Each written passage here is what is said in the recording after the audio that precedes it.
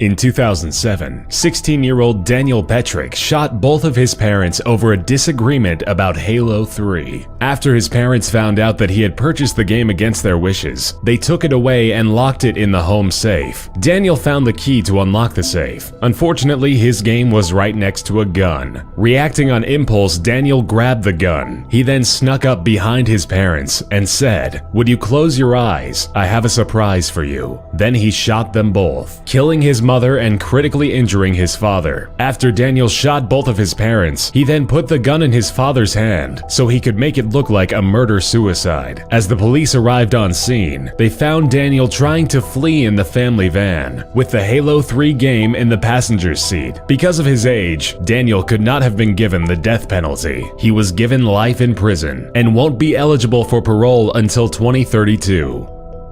In 2012, an 18-year-old only known as Chuang died at an internet cafe in Taiwan after reportedly playing the video game Diablo 3 for 40 hours straight. An attendant at the cafe found Chuang resting on the table next to his computer. The attendant woke him up. Chuang then stood up, took a few steps, and then collapsed onto the ground. He was pronounced dead soon after arriving at the hospital. His death was due in part to a blood clot in his leg, presumably from sitting in front of that computer too long. Blizzard, the parent company over Diablo, released a statement that said, "We feel that moderation is clearly important, and that a person's day-to-day life should take precedence over any form of entertainment." A 17-year-old Philippine teen murdered his own grandmother after she interrupted his Dota match. The teen had been playing Defense of the Ancients in a neighborhood internet cafe. His grandmother, who told him not to play that game anymore, went to pick him up and return him to their home. When the woman began scolding him about the game, he alleges that he blacked out and beat his 68-year-old grandmother to death. The teen cleaned up the bloody crime scene and called his aunt, who then called the police. The victim was found with wounds on her neck, chest, head, and arms. Police officers also found blood-stained ceramic shards of what appeared to be a smashed vase in a garbage bin in the front yard. The grandmother, who had raised the boy since early childhood on her own, was killed because the boy wanted to play a video game. South Korean man Lee Seong-sop wasn't just an avid player of StarCraft, he was addicted to it. He let the popular real-time strategy game take control over his entire life. In 2005, he started spending all of his time playing the game, which cost him his job and longtime girlfriend. Lee would spend almost all of his money in an internet cafe to play it. He was used to playing 14 to 18-hour sessions, but when he started a 50-hour session, that was the end of his gaming days. At the end, he collapsed and died from exhaustion and dehydration. When it comes to games, there's a difference between healthy enthusiasm and an unhealthy addiction. In this case, the man's love for StarCraft consumed him. 17-year-old Warren LeBlanc of Leicestershire, England, got life in prison for emulating a death scene in a video game in 2004. The game in question? Manhunt. The game was developed by Rockstar North. Armed with a knife and a claw hammer, Warren lured 14-year-old Stefan Pakira to a nearby park. He bludgeoned and stabbed the boy over 50 times until he died. In the trial, the mother of the victim was forced to leave the room, as details of her son's horrific murder were explained to the court. At the end of the proceedings, the judge stated, "One thing is clear. You and you alone were responsible for this prolonged, vicious, and murderous attack on someone who thought of you as a friend." In 2013, an 8-year-old Louisiana boy intentionally shot and killed 87-year-old Mary Smothers, his own grandmother. The event happened only minutes after the boy started playing Grand Theft Auto. Authorities believe he intentionally shot Mrs. Smothers in the back of the head as she sat in her living room watching television. Family and friends of the victim have stated that the victim and the juvenile had a normal, loving relationship and even shared the same bedroom. The sheriff's department released a statement saying investigators have learned that the juvenile suspect was playing Grand Theft Auto 4 just minutes before the homicide occurred. The boy, now living with his parents, won't face charges. Under Louisiana law, a child younger than 10 is exempt from criminal responsibility.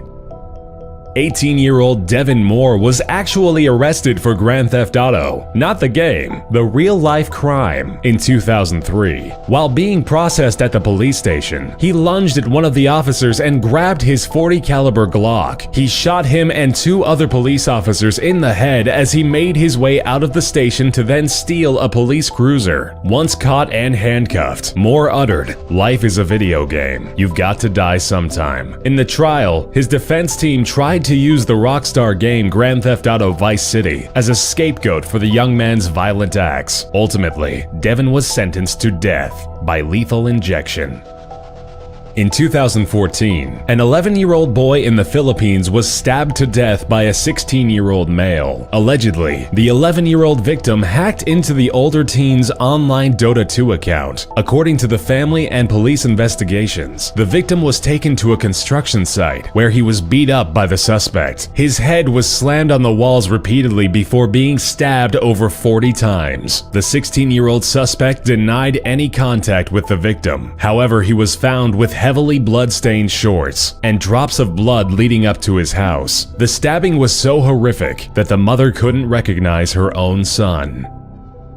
28-year-old Philadelphia man Tyrone Spellman beat his 17-month-old daughter to death in 2006 while playing the popular game Ghost Recon. His toddler crawled into the room and accidentally toppled over his Xbox, breaking it. In a fit of rage, Spellman repeatedly beat the child. Investigators contest that the child's battered body was then positioned next to a barbell in another room to make the death look like an accident. Spellman fled the scene but turned himself in the next day. Official autopsy reports indicate that the toddler's skull had been shattered and caved in by continued blows to the head. Spellman, who was a self-admitted video game addict, claimed that he did not intend to kill the child. He was sentenced to 22 to 45 years in prison.